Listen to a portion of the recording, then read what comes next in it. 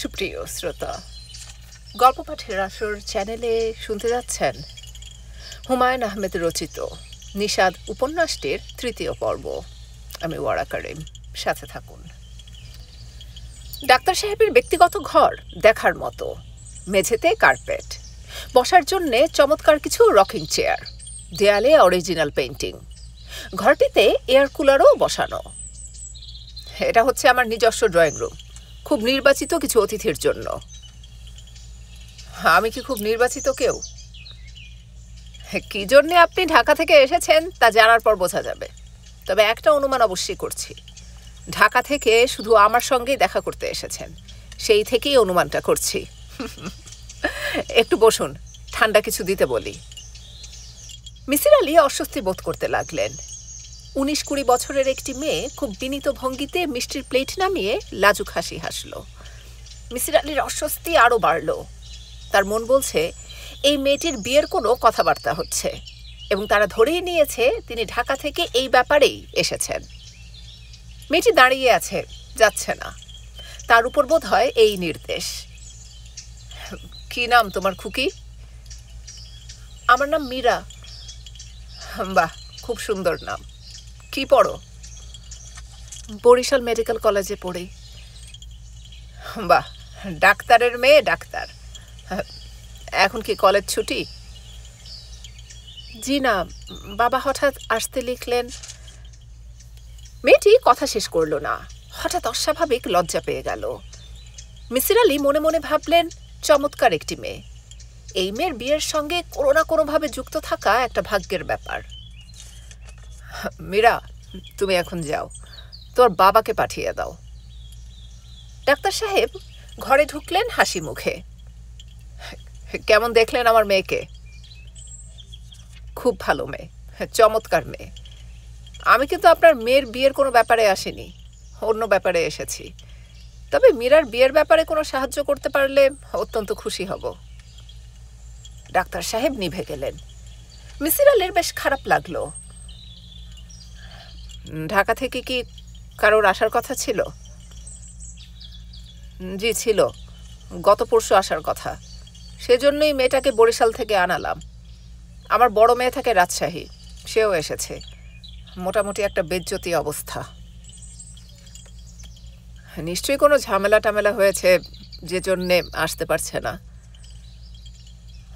তা তো হতেই পারে, কিন্তু খবর তো দেবে। আপনি যদি চান তাহলে তৃতীয় পক্ষ হয়ে ঢাকায় ফিরে গিয়ে খোঁজ নিয়ে আপনাকে জানাতে পারি। ডাক্তার সাহেব হ্যাঁ না কিছুই বললেন না। তার ভঙ্গি দেখে মনে হচ্ছে প্রস্তাবটি তার পছন্দ হয়েছে। তবে সরাসরি হ্যাঁ বলতে তার বাধছে। সম্ভবত স্ত্রীর সঙ্গে প্রথমে আলাপ করবেন, তারপর বলবেন।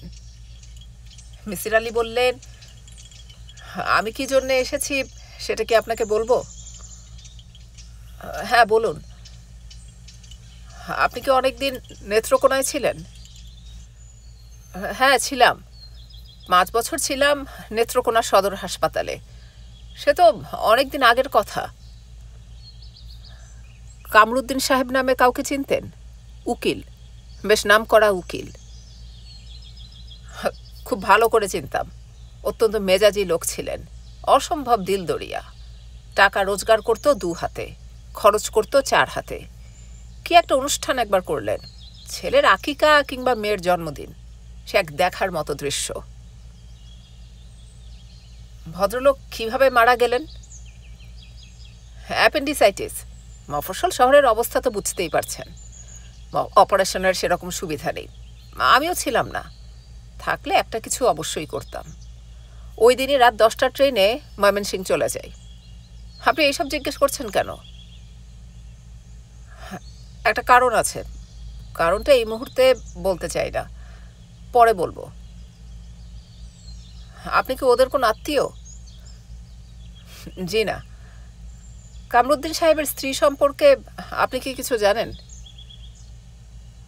কোন বিষয়ে বলুন তো? উনি কেমন ছিলেন, কিভাবে মারা গেলেন, এইসব। খুব রূপবতী মহিলা ছিলেন। স্বামীর মৃত্যুর পর কোনো মানসিক পরিবর্তন ওর হয়েছিল কিনা জানি না, তবে নানান রকম গুজব শহরে ছড়িয়ে পড়ে। কি রকম গুজব? অভিভাবকহীন রূপবতী মেয়েদের নিয়ে যেসব গুজব সাধারণত ছড়ায় সেই সব আর কি। সহজলভ্য মেয়ে, এইসব কথাবার্তা। পুরুষদের খুব আনাগোনাও নাকি ছিল। মারা যান কিভাবে সেই সম্পর্কেও নানান গল্প আছে, কুৎসিত গল্প। পেটে বাচ্চা এসে গিয়েছিল, গ্রাম্য উপায়ে খালাস করতে গিয়ে কী সব হয়েছে। আমি এর বেশি কিছু জানি না। গুজবের ব্যাপারে আমার উৎসাহ কিছু কম, তবে এইসব গুজবের পিছনে কিছু সত্যি সাধারণত থাকে। মিসির আলী পকেট থেকে প্যাডের কাগজটি বের করে বললেন, ভালো করে দেখুন তো, এই কাগজের লেখাটি আপনার? আমার তো বটেই। আপনার নিজের হাতের লেখা? নিশ্চয়ই। লেখাটা দয়া করে পড়ে দেখুন। মল্লিক সাহেব লেখা পড়ে দীর্ঘ সময় চুপ করে বসে রইলেন, একটি কথাও বললেন না। আপনি লিখেছেন এই কথা? না, হয়তো অন্য কোনো কামরুদ্দিন সম্পর্কে লিখেছেন। এই নামে নেত্রকোনায় অন্য কোনো উকিল ছিল না, এবং আমি অপারেশনের ব্যাপারে সাহায্য চেয়ে চিঠিও লিখিনি। হয়তো আপনার মনে নেই। দেখুন প্রফেসর সাহেব, আমার স্মৃতিশক্তি ভালো। আপনার ব্যাপারটা আমি কিছু বুঝতে পারছি না। আপনি কি কোনোভাবে আমাকে বিপদে ফেলার চেষ্টা করছেন? ছি ডাক্তার সাহেব, ভুলেও এরকম কিছু ভাববেন না। আমি একটা জটিল রহস্যের জট ছাড়াবার চেষ্টা করছি, এর বেশি কিছু না। আমি আজ উঠি। আমার লেখা এই চিঠি আপনাকে কে দিল? অন্য একদিন আপনাকে বলবো। অন্য কোনো দিন আপনাকে আমি পাবো কোথায়? আমি আমার ঠিকানা দিয়ে যাচ্ছি। মিসির আলী ঠিকানা লিখলেন। মল্লিক সাহেব অবাক হয়ে বললেন, আপনি জিগাতলায় থাকেন? জি। রহমান সাহেবের বাসা চেনেন? 22/13 3তলা বাড়ি, আই স্পেশালিস্ট টি রহমান। জি না, তবে আপনি যদি তাদের কাছে কোনো খবর পাঠাতে চান, আমি ঠিকানা বের করে খবর পৌঁছে দেব। না, কোনো খবর দিতে হবে না। ও বাড়ি থেকেই কি কারো আসার কথা ছিল? আপনি কি করে বুঝলেন? অনুমান করছিলাম। ডাক্তার এ মল্লিক অপ্রসন্ন চোখে তাকিয়ে আছেন। তিনি চিন্তিত ও বিরক্ত। তার আজকের ছুটির দিনটি নষ্ট হয়েছে। যাই ডাক্তার সাহেব। তিনি জবাব দিলেন না। মতিঝিল পাড়ার অফিস, নাম আলফা ট্রান্সপোর্ট। নাম দেখে কিছু বোঝা যাচ্ছে না, তবে কাজকর্ম পাঁচমিশালি। অটোমোবাইল ইন্স্যুরেন্স, ট্রাভেল এজেন্সি এবং ইনডেন্টিং। বৃহস্পতিবার অর্ধেক দিন অফিস। মুনিরের হাতে তেমন কাজ নেই। সে বসেছে অ্যাসিস্ট্যান্ট ক্যাশিয়ার নিজামুদ্দিন সাহেবের পাশে। নিজামুদ্দিন সাহেবের ব্যালেন্স শিটে 17 টাকার গন্ডগোল, হিসাব মিলছে না। তিনি মুনিরকে ডেকে নিয়ে গেছেন, যাতে সে ঠান্ডা মাথায় ফিগারগুলি চেক করতে পারে। নিজামুদ্দিন সাহেবের বয়স 50-এর কাছাকাছি। এলডি ক্লার্ক হয়ে ঢুকেছিলেন। 2টো প্রমোশন পেয়ে অ্যাসিস্ট্যান্ট ক্যাশিয়ার হয়েছেন। গত বছর একটা গুজব উঠেছিল তিনি অফিসার্স গ্রেড পাচ্ছেন, তা পাননি। তার 5 বছরের জুনিয়র শামশের সাহেব পেয়েছেন। এই নিয়ে নিজামুদ্দিন সাহেবের মনে কোনো ক্ষোভ নেই। দিনের শেষে ক্যাশের হিসাব পুরোপুরি মিটে গেলেই তিনি মহাসুখী। এই হিসাব তার প্রায় মেলে না। তখন তাকে দেখে মনে হয় তার মাথা খারাপ হতে বেশি বাকি নেই। এই মানুষটিকে মুনিরের খুব পছন্দ।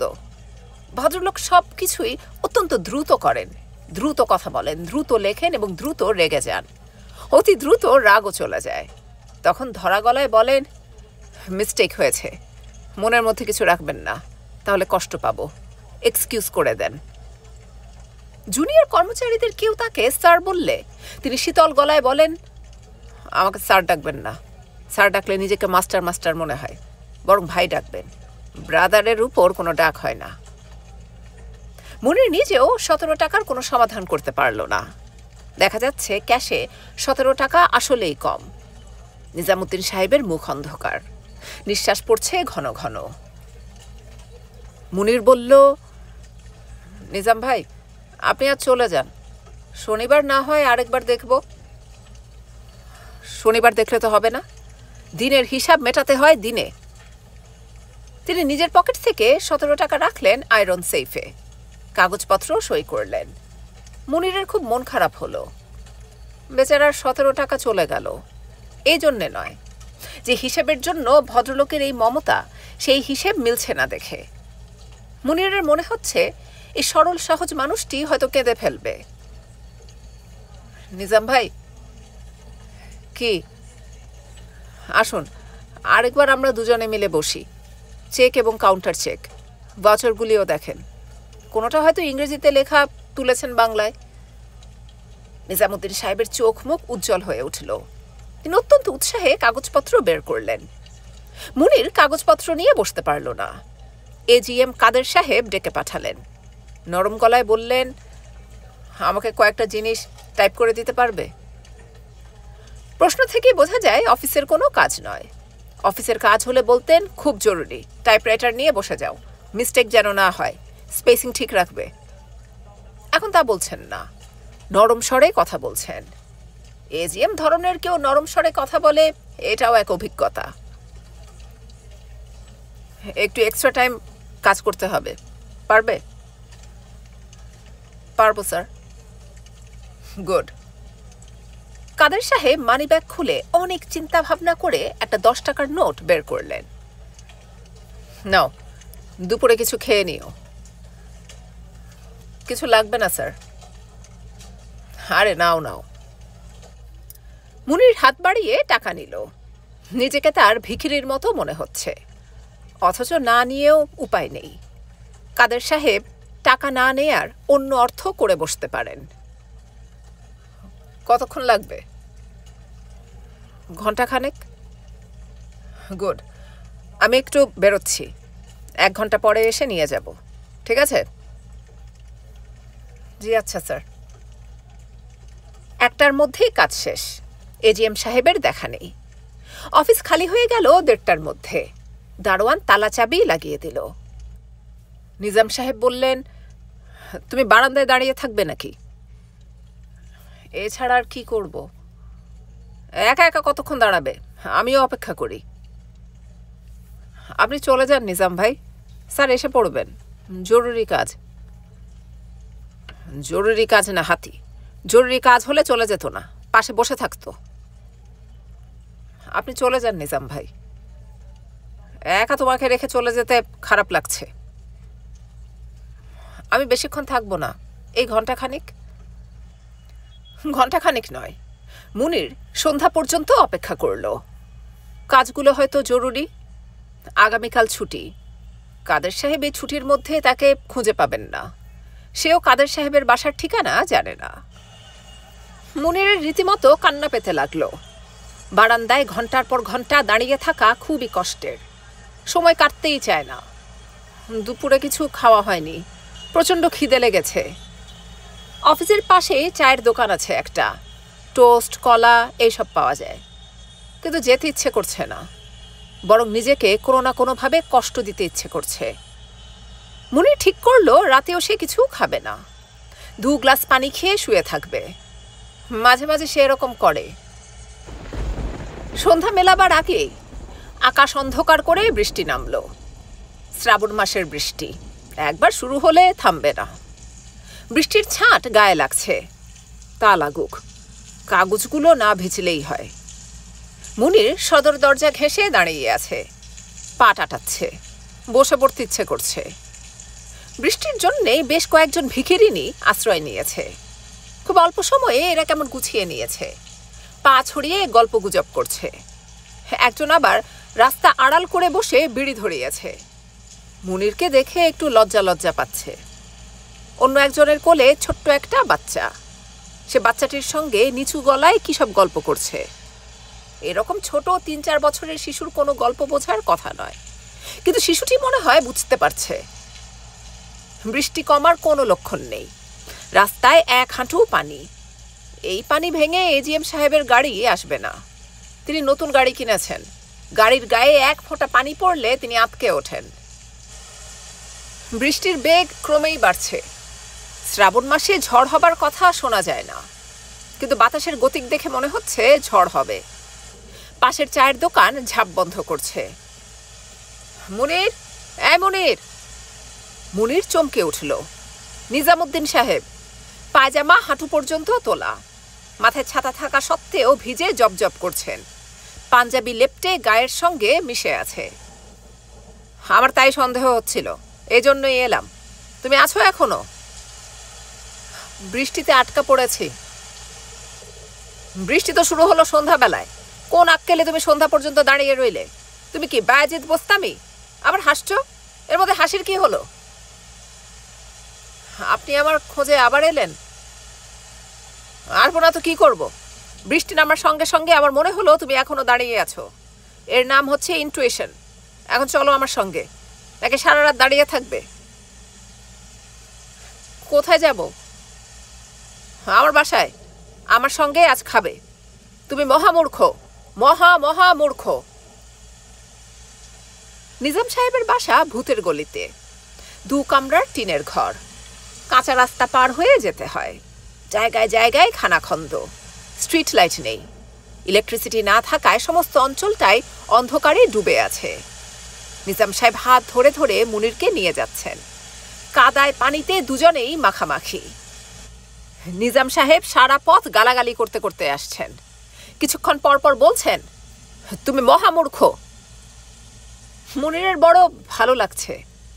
অনেকদিন পর সে কোনো মানুষের মধ্যে এমন গাঢ় মমতার পরিচয় পেল।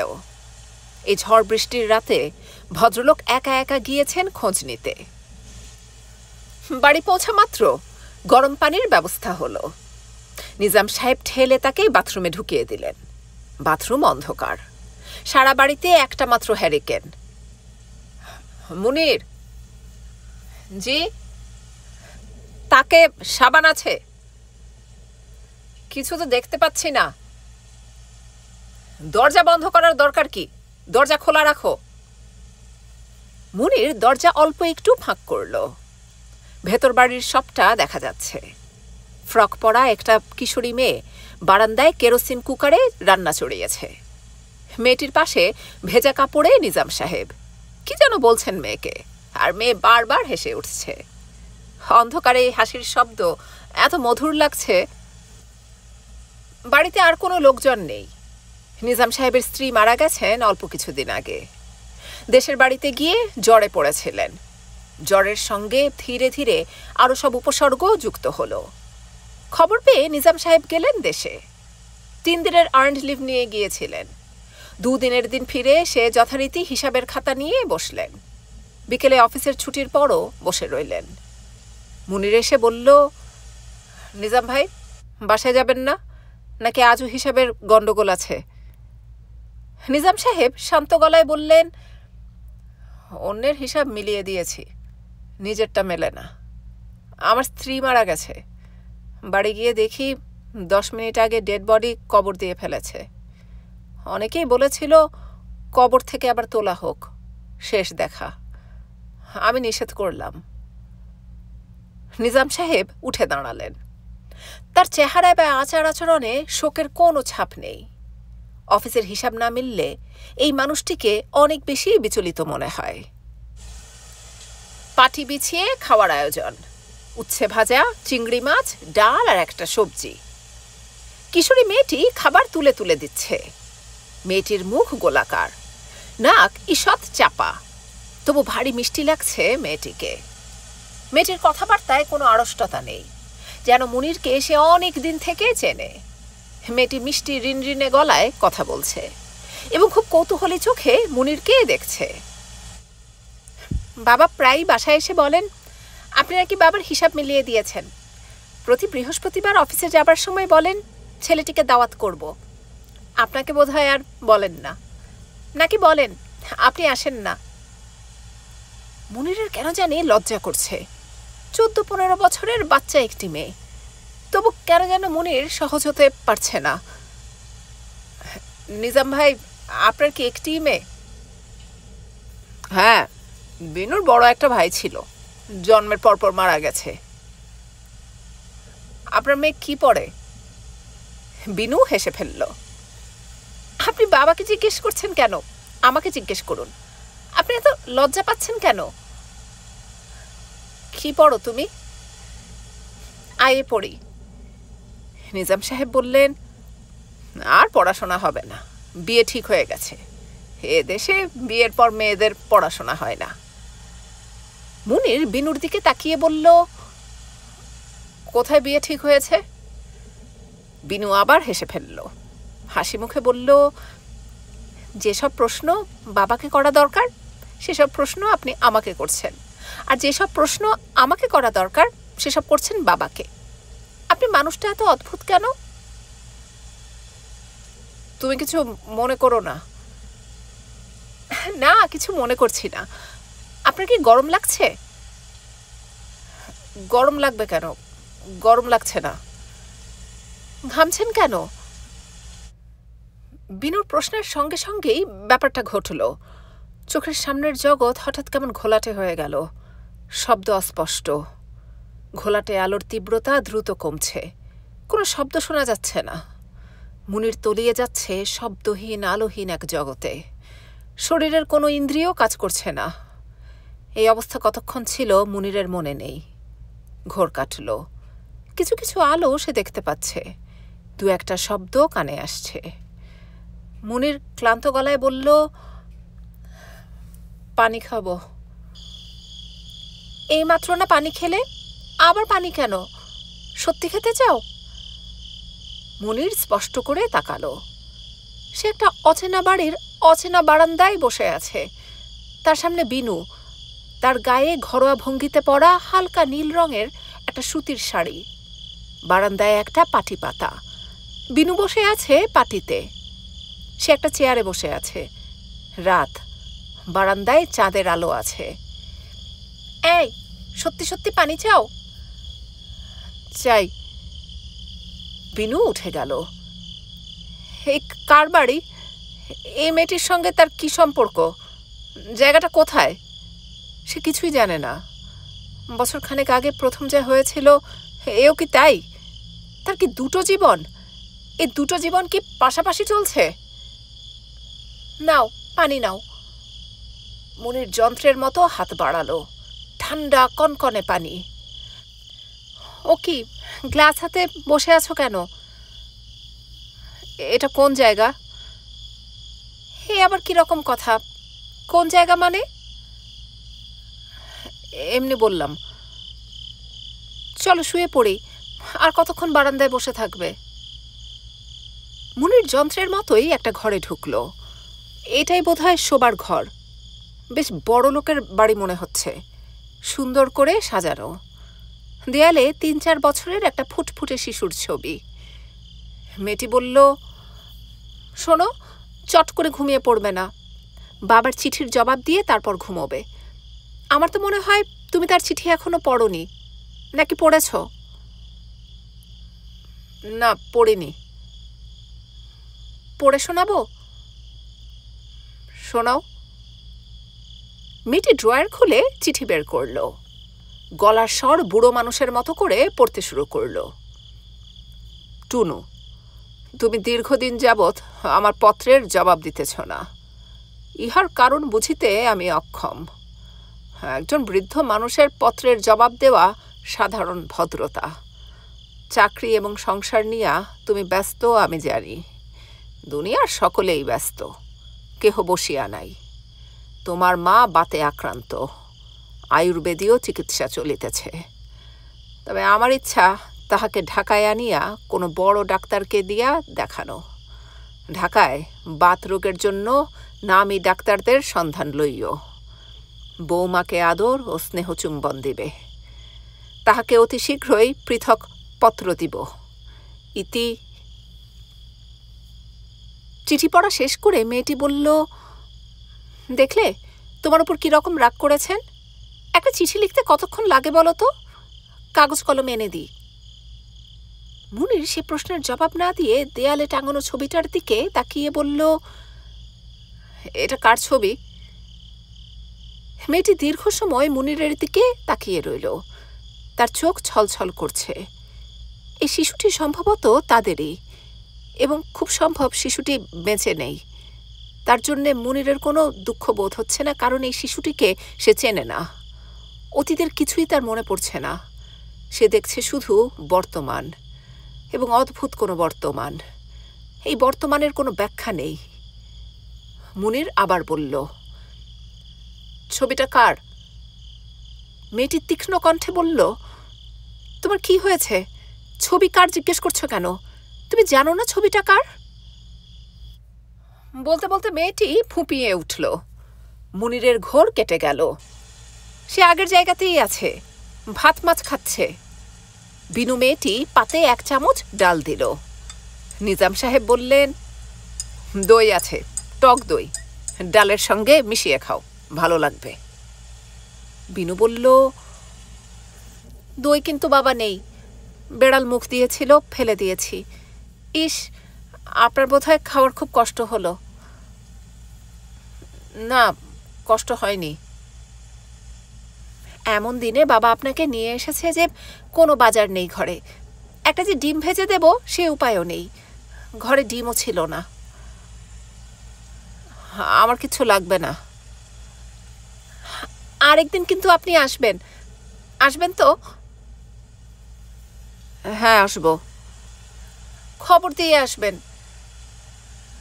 আচ্ছা, খবর দিয়ে আসবো। আপনি কি পান খান? না। মুনির বারান্দায় হাত ধুতে গেল। বিনু সঙ্গে করে পানি নিয়ে এসেছে। এখন আর বৃষ্টি নেই, মেঘ কাটতে শুরু করেছে। হয়তো কিছুক্ষণের মধ্যেই চাঁদ উঠবে। শ্রাবণ মাসের চাঁদ অপূর্ব হয়। কে জানে আজ কেমন হবে।